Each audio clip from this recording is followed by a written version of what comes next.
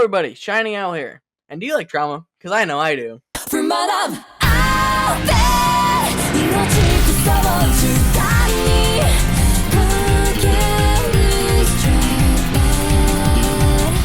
Now, imagine your favorite show. Okay, are you imagining it? How does it start? How does it begin? Most of you probably said something about the plot, but think about how an episode actually starts. That's right, with the opening, or a recap if it's overly convoluted, or the show thinks you're dumb. Something that always sets a show apart, as an opening for any given show has a fair amount of heavy lifting to do, as most of the time it's your first experience with a series. It'll also be one of the main things you remember from a series, if it's good. And I think that ReZero is a wonderful example of doing an opening right, all of them being fantastic. And that brings us to the subject of this video, which can really be boiled down to, I think these are rad, how well ReZero handles its openings. And they're all great. And with that, you'd think they would be used in every episode, but they're not. With a good handful of them playing so infrequently, that one might think it's special to whatever episode you're watching. But before we get to those cases, let's start with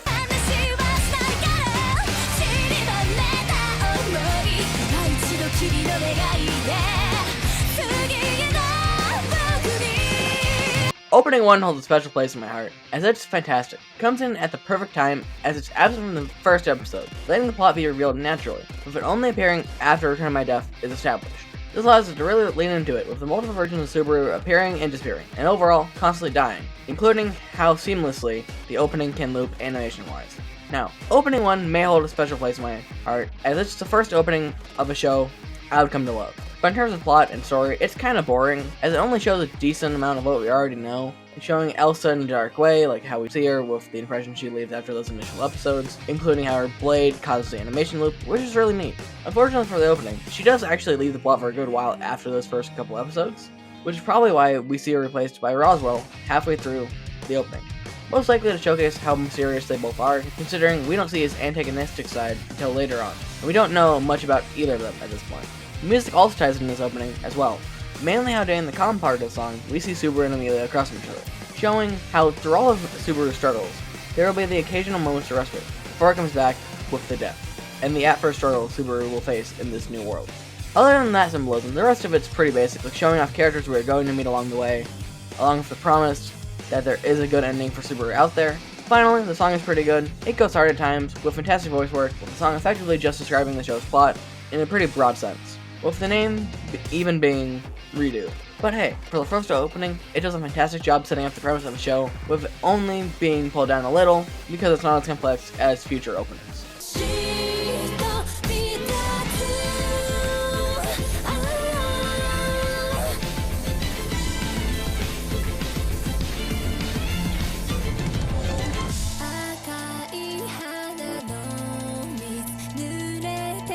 Someone cooked here. Opening 2, or should I say, Paradis Paradoxium, is truly amazing. It is really the opening that tells you to strap in for the wild ride that is ReZero, as it doesn't need to establish the show's plot, so it's free to operate as a pseudo best hits of what's to come, and setting up Subaru's arc for the season. In the beginning, we see the state mentally that Subaru is in at this point, with his and Amelia's relationship being a little dicey at the moment. How in this worst state, Subaru is at very well could be his worst mentally, as the pressure and pain he feels mounts up to the point where in the opening and show, he tries to flee to make a life for himself with Ram, but he comes to the realization that he needs to be there for her. And the opening reflects this, as the first 46 seconds of the opening show his mental struggle, as the music and animation go into a more unsettling vibe, and it's showing the fallout and breaking point it leads him to. Paradis then takes a break for levity, as it shows the new phases to the season, with them enjoying their daily routines, which is then contrasted by Amelia, who is shown to be struggling as she's laying on her desk and the music goes temporarily back to how it was before the brief levity, before the others were enjoying themselves. Plus, the burger bite timed to the song is icing on the cake. Before a brief music sync, showing off the antagonists of this part, with Julius's brief scuffle, the white whale, and Betelgeuse, before the music comes back in as Subaru steals his resolve and rides into battle to protect Amelia and everyone else he cares about. This more confident side is really showcased really well, with Crush grinning as she takes on the white whale, with a brief loop of the opening that shows how Subaru's change as he runs to save Amelia, which starts to saving Amelia at the end of the opening trend. Rem's character arc of accepting that Subaru loves Amelia is also showcased wonderfully, with her hearing Subaru's response and her striking back against the members of the witches' school. The lyrics being Subaru's arc are great as well. He talks about his mental breakdown and his recovery as he accepts that this is insanity, that he will never stop pushing forward. The theme of death from the first opening is still here at full force, at the crows we see circling around when Subaru is lying on the ground, way back at the start of the song. The last thing I want to mention about Paradis Paradoxium is how it's easily one of the best openings in the series, with it being tied with Rewave for being my favorite, with it also being one of the few that my friends who haven't seen the show have heard. And all of this is why Paradis Paradoxium is almost pure cinema.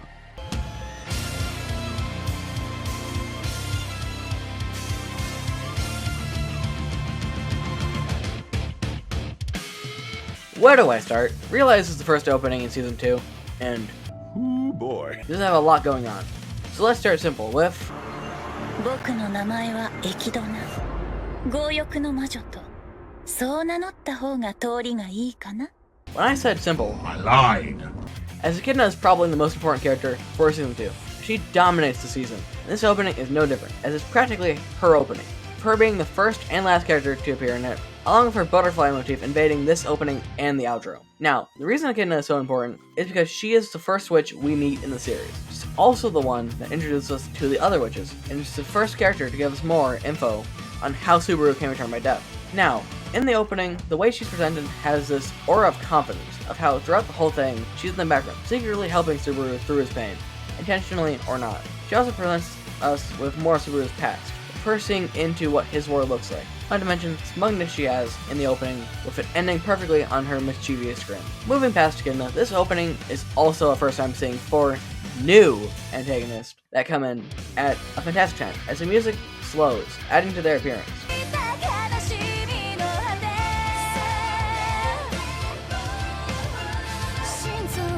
With it also showing a special spotlight on Elsa as she returns into the fold. Music-wise, the song slaps, to no one's surprise, with it bringing that we will never give up energy, along with absolutely stellar visuals that flow beautifully with the song. Realize also shows us our first glimpse at Stella. She whispers in Subaru's ear, hinting at her involvement with him and Return by Death. Story-wise, Realize is effectively Subaru digging in his heels, accepting his situation, and fully realizing that it's not enough for him to just save others, but he must also be strong enough to save the ones he cares about, and himself, and that he must make it to a future where everyone gets to live, while also accepting that he may die over and over and over again. Then even though it may cost him an unending number of times, dozens of glimpses into outcomes that will never come to be, he has it in him to realize his final fate. This is the fat I brought us here, watch my Longshot.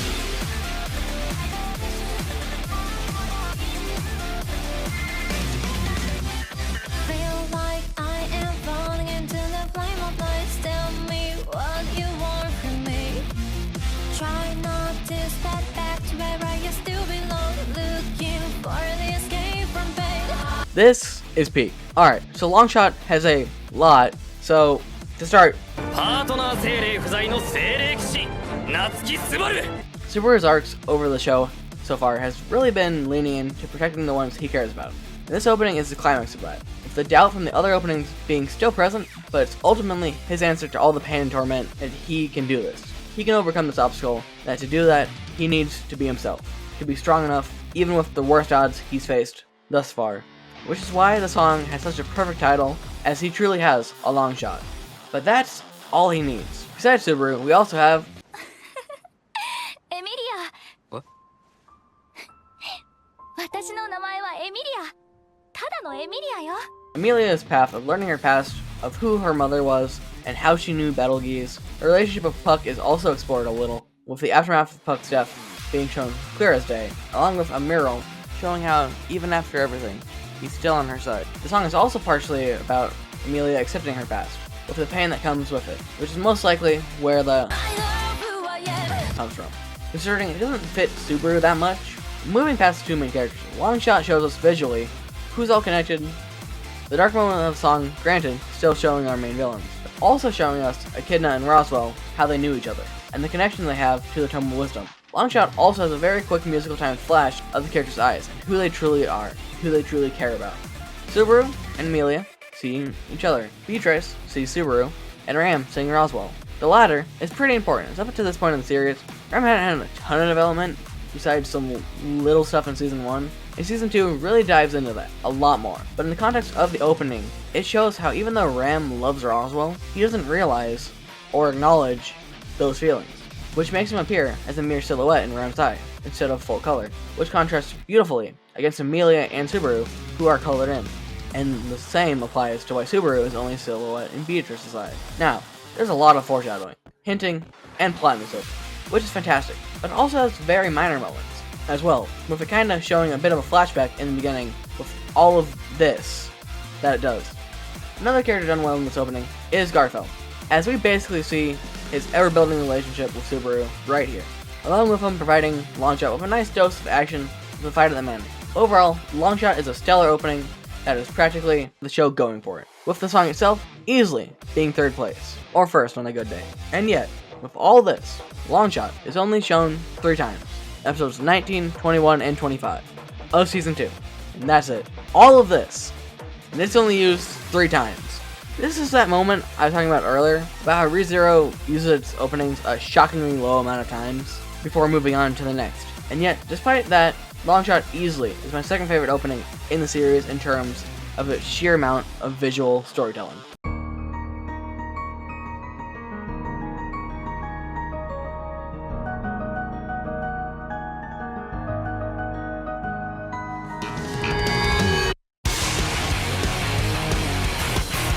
God, the song slaps. The blood-pumping instrumentals, plus the amazing vocal performance, with a pretty constant energy of this time, we will see it through, and overcome any obstacle in our path, and I love it. So a real quick confession, this song inspired this whole video, along with Nook's Lux, which will be saved for the outros video. I call it recency bias, but I love this opening, and it is hands down my favorite opening, and it's the one that might sometimes, a lot of the time, beat Paradis, Paradoxium, and Longshot. And for the music alone, it stands out. But as an opening, it also soars. Starting off, the opening already has a good amount of work to do. Reintroduce the other candidates of the role selection, set up this new location, and showcase the 4 villains of this season. That, unlike the other seasons, where they're all shown, then it focuses on one of them, this season actually shares screen time amongst the archbishops pretty well, with the show only sidelining Gluttony a little bit, as he has already been pretty well established, with Gluttony being like Elsa in that aspect. Circling back to the role selection aspect, the opening betrays them pretty well, with the music syncing perfectly to their cut-ins, with Priscilla's being the only one not to match the music, as she wasn't supposed to be there.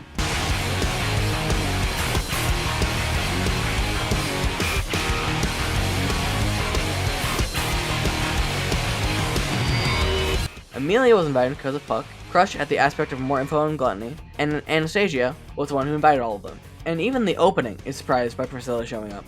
Then we see shots of the city, with it inhabited, matching the tempo, for a perfect, intense lyric cut-in as the city is demolished in the battle to come.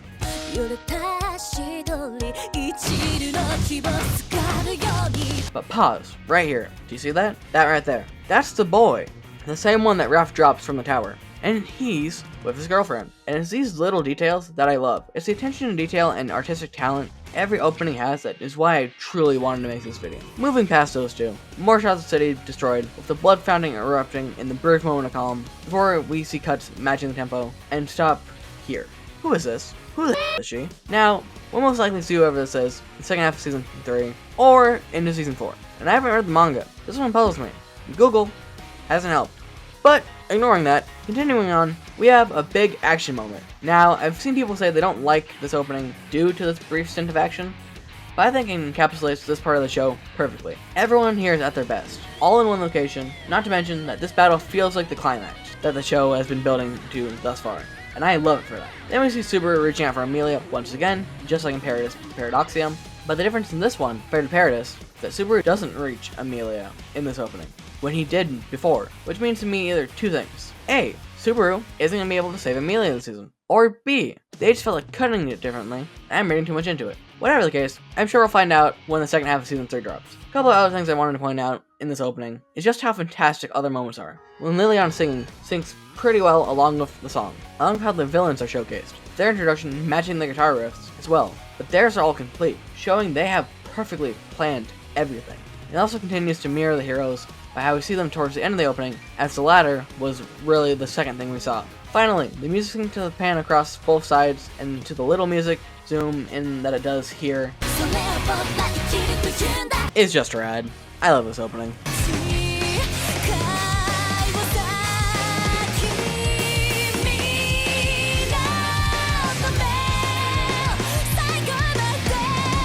In conclusion, after all that, so, let me ask you again, what's the first thing you see from a show?